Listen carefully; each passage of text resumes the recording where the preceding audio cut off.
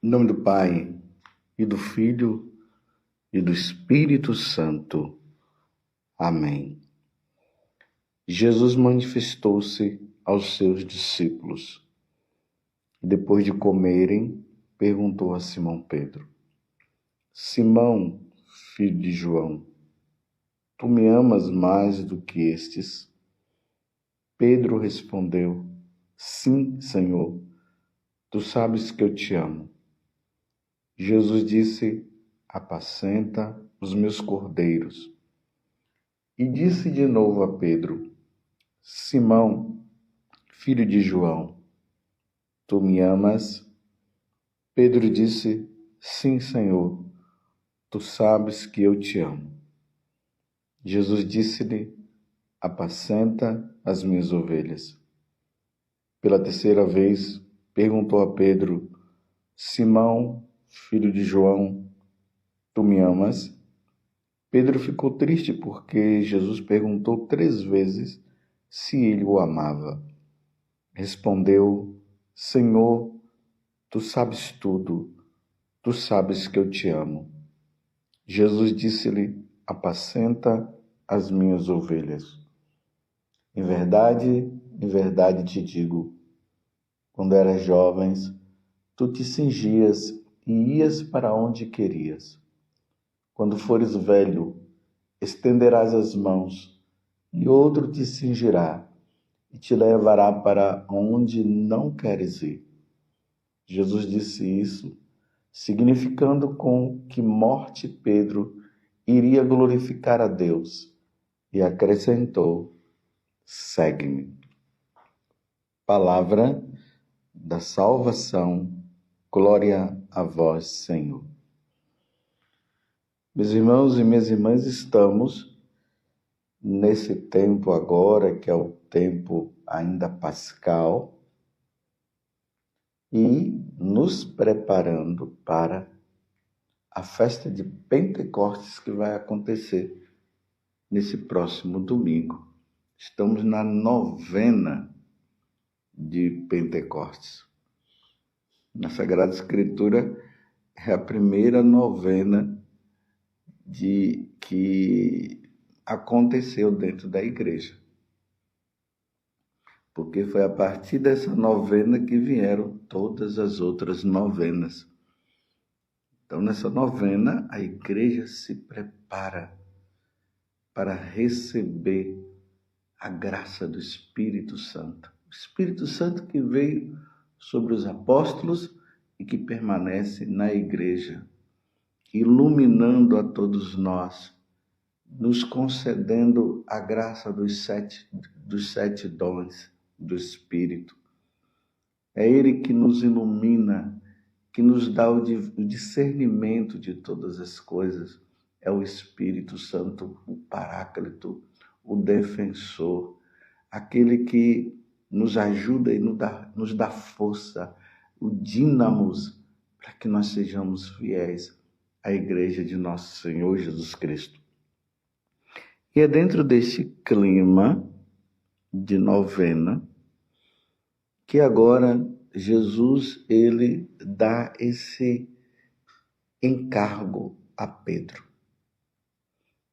Pedro, como aquele que está acima de todos os apóstolos, Jesus agora dá esse poder a ele de conduzir a igreja. Então, sabendo que Pedro, ele negou Jesus 3 vezes. Pedro sempre foi assim, entusiasmado. Pedro era do tipo daquele que fazia as coisas sem pensar. Lembremos que lá em Cesareia de Filipe, quando Jesus faz aquela pergunta para os discípulos, no dizer dos homens quem eu sou, aí eles vão dando as respostas. E por fim, Pedro dá a resposta correta. Porque a resposta que tinha sido dada era que no dizer dos homens, o Senhor é um grande profeta, o Senhor é Jeremias e assim por diante. E aí Jesus olha para os apóstolos e diz: e vós quem dizeis que eu sou? E aí Pedro diz: tu és o Cristo, Filho de Deus vivo. Jesus então olha para Pedro e diz que o que Pedro havia falado não vinha dele, não foi a partir de um conhecimento dele, mas uma revelação do Pai. E aí Jesus dá a missão a Pedro. Jesus diz para Pedro: Pedro, tu és pedra, e sobre esta pedra eu edificarei a minha igreja, e as portas do inferno não prevalecerão contra ela. Quando Jesus dá esse encargo para Pedro, em seguida, Jesus começa a dizer dos sofrimentos que ele ia passar, que ele ia ser entregue nas mãos dos homens e ao terceiro dia ele iria ressuscitar. Aí Pedro imediatamente já disse que ele não ia permitir que aquilo ali acontecesse. Aí Jesus fala para ele: Pedro, olhando para Pedro, Jesus fala uma palavra muito dura: cala a boca, Satanás, afasta-te de mim. Porque o que tu falas não vem de Deus. O entusiasmo de Pedro. Não é que Pedro estava possuído pelo demônio, mas Jesus usa essa metáfora para entender que ali havia uma tentação do demônio de não querer, de não permitir que Jesus morresse, porque se Jesus não morresse, o que seria de nós? Em outro momento também Jesus fala para Pedro: Pedro, eu vi Satanás descer do céu e eu pedi por você, porque Pedro havia dito que jamais negaria Jesus. E Jesus disse: não, você, antes que o galo cante, você me negará 3 vezes. Aí Pedro: não, eu jamais farei isso. E aí houve a negação de Pedro. A partir daquele momento em que Pedro negou Jesus, porque ele acabou negando quando Jesus foi preso. Então foram perguntando, dizendo para ele: mas você andava com ele? Ele disse: não, não andei com ele não, eu nem o conheço. E aí Pedro nega. Depois dessa negação de Pedro, eles só vão se encontrar depois da ressurreição. E ali diz que Pedro chorou amargamente, depois que ele negou. E agora, temos aí Jesus agora ressuscitado. E Jesus vai agora renovar esse encargo, essa missão que ele tinha dado a Pedro. Apesar daquela situação que Pedro estava de constrangimento, porque ele havia negado, mas se arrependido. Jesus agora pergunta para ele 3 vezes, que é o evangelho que nós acabamos de ouvir, que está em João 21, de 15 a 19. Simão, filho de João, tu me amas? A primeira negação dele. Então Pedro disse: sim, Senhor, tu sabes que eu te amo. E aí Jesus dá a missão: apacenta as minhas ovelhas. Depois Jesus pergunta de novo: Simão, filho de Jonas, tu me amas? Pedro ficou triste porque Jesus já havia perguntado antes, né? Então Jesus perguntou 2 vezes, é que eu acabei pulando aqui. Então Jesus pergunta a primeira, pergunta a segunda vez, e a terceira, e nas 2 e nas 3, Jesus vai respondendo e dizendo para ele: então apacenta as minhas ovelhas, apacenta os meus cordeiros, apacenta aqueles que já estão comigo e aqueles que estão fora atrás também. Porque o pastor, ele tem aquele cajado. Aquele cajado mostra, tem 2 sentidos. Ele afasta o lobo que quer pegar as ovelhas e ele traz as ovelhas para si, ele apacenta, ele traz. Então, apacenta as minhas ovelhas, apacenta os meus cordeiros. Pedro ficou meio entristecido quando Jesus falou 3 vezes. É como se ele imaginasse que Jesus estava meio ferido com ele. Não, mas Jesus estava dizendo, então uma vez que tu me amas, e Pedro chega à conclusão que o amor dele não vai ser assim tão perfeito como o de Jesus. Então Jesus disse, então tá bom, eu quero dizer para você que eu vou te amar, Pedro, nos seus limites, sabendo que você é limitado, porque perfeito é só Jesus.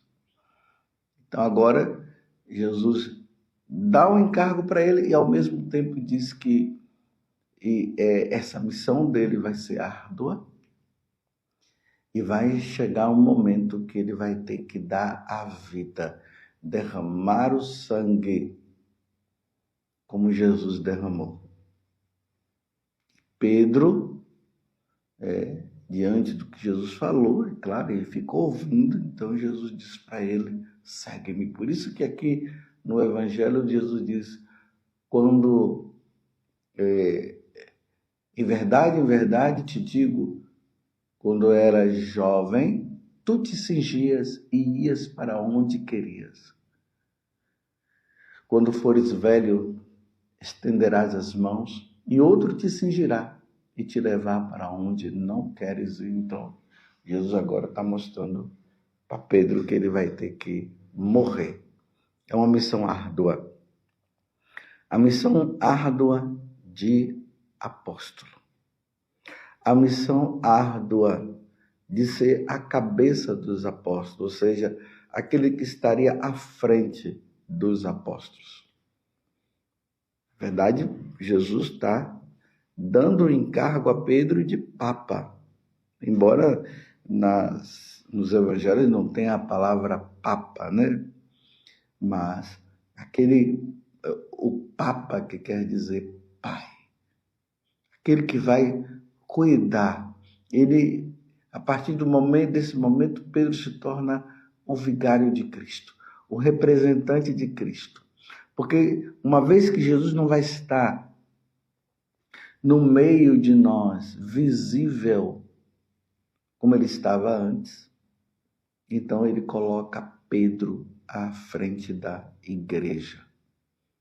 Pedro, agora, ele receberá o encargo, ele recebe o encargo de ensinar, de apacentar, o encargo de fazer com que a igreja ela seja unida, que os apóstolos que estariam com ele deveriam ir consultar Pedro para que a igreja tenha um só pensamento, uma só palavra, um só ensinamento. A igreja que é católica, é apostólica, ela é romana, porque é em Roma que Pedro vai estar para cuidar da igreja. Que missão árdua! E se for preciso derramar o sangue para que o evangelho continue sendo anunciado, para que as ovelhas, para que as almas se salvem, Pedro vai ter que ser assim. E aqui eu me refiro a Pedro falando de todos os papas que tiveram dentro da igreja até o Papa atual. É uma grande responsabilidade do Papa. Se o Papa ensina errado, Pedro, no caso, se Pedro ensina errado, as ovelhas se perderão. E Pedro, o Papa, prestará contas a Deus por não ter ensinado corretamente. Vocês estão entendendo, meus irmãos?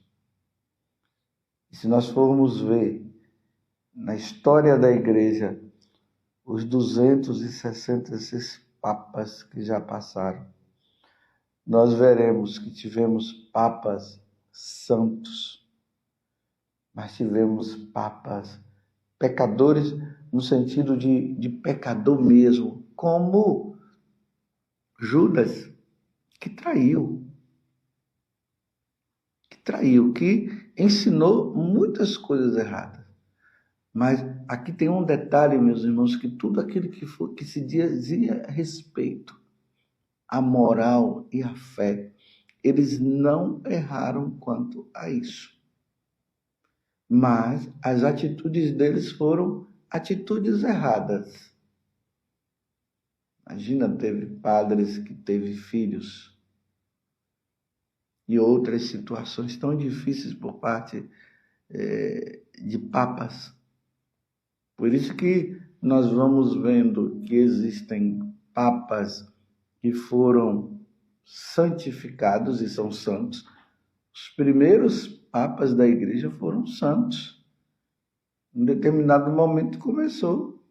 Muitos papas, apesar de estar exercendo o seu ministério de pastor da igreja católica, de vigário de Cristo, mas que tiveram situações particulares de erro que a igreja não canonizou e não vai canonizar. Por isso, meus irmãos, nós precisamos rezar muito. Assim como Pedro, quando ele estava lá em Jerusalém e ele foi preso, a igreja rezava por Pedro. Lá nos Atos dos Apóstolos nós vemos isso. A igreja rezando. E aí as correntes, vem um anjo e as correntes são quebradas. E Pedro sai e continua a pregar e vai se encontrar ali com os apóstolos. E com a igreja que estava nascendo e que rezando e que rezaram por ele. Todos os papas existentes dentro da Igreja Católica, e claro, é só na Igreja Católica que nós temos os papas, os fiéis sempre rezaram pela fidelidade dos papas, para que os papas pudessem ser fiéis. Imagina Santa Catarina de Sena, que o Papa, no tempo dela, estava lá em Avignon, na França, e a sede da Igreja Católica é em Roma. Santa Catarina de Sena rezou por ele, falou para que ele voltasse. Mas Santa Catarina de Sena não ficou denegrindo a imagem do Papa, não ficou falando mal do Papa, não. Ela rezou, porque era assim que Jesus queria. E o Papa voltou graças a Deus, o Papa acabou voltando para Roma. Eu dei essa parada porque precisamos pensar nisso. Nós já rezamos, nós que somos desses tempos, né? Eu nasci em 1966, então eu ainda peguei esses últimos papas que estão aí. E assim como a igreja sempre rezou pelos papas, rezemos agora pelo Papa atual, pelo Papa Francisco. Rezemos para que o Papa Francisco possa usar esse cajado que apacenta as ovelhas, como Jesus falou, e que ele possa apacentar cada vez mais a igreja como deve ser apacentada. Rezemos pelo Papa. Rezemos para que ele possa cumprir a missão que Jesus deu para ele. Estamos aqui nos preparando para a festa de Pentecostes. Rezemos então pedindo que o Espírito Santo venha sobre o Papa. Se tem coisas que não estão muito corretas, que nós percebemos que não estão boas, rezemos, porque é uma responsabilidade muito grande. Rezemos então para que o Espírito Santo ilumine o Papa, para que ele possa cada vez mais cumprir a missão dele, para que ele seja realmente este elo de unidade com os bispos, que o Papa, na hora que encontrar um bispo ensinando coisas que não são certas, que ele seja chamado a atenção, que ele volte, e que se existem coisas no Papa que não estão corretas, que os cardeais, que são aqueles que estão em volta dele, possam ir e corrigir também. Mas cabe a nós rezarmos e pedir. Me entristece muito quando eu vejo pessoas dizendo por aí que o Papa atual não é Papa. É sim, houve um conclave e foi transmitido pela televisão, não o que aconteceu lá dentro, né? Mas nós vimos a fumaça branca subindo. E ele foi eleito como Papa. Ele é o Papa. Imagine a igreja sem Papa. Não existe igreja católica sem Papa. Não existe a igreja católica sem Pedro. Igreja católica, nós não estamos sem aquela pessoa que está à frente, que foi instituída devidamente por nosso Senhor Jesus Cristo. Nós cremos. É por isso que nós devemos rezar e pedir. Me lembro que quando Bento XVI ele renunciou, eu senti assim como que a igreja estivesse sem o pai, sem o condutor. E aí teve aquele tempo, ali ficamos vacantes, ou seja, sem o Papa, por causa da morte de Bento XVI, ou por causa da renúncia de Bento XVI, que teve também a anterior, né, a morte de São João Paulo II, que ficou a sede vacante, e depois, quando o Papa renunciou, ficou vacante de novo, e aí foi escolhido o Papa atual, o Papa Francisco. Que missão árdua! Precisamos rezar para que o Papa Francisco possa cumprir a sua missão. Apacenta as minhas ovelhas. Louvado seja nosso Senhor Jesus Cristo, para sempre seja louvado, e a sua mãe Maria Santíssima. E desça sobre você, pela intercessão da Santíssima Virgem, a bênção de Deus Todo-Poderoso, Pai, Filho e Espírito Santo. Amém.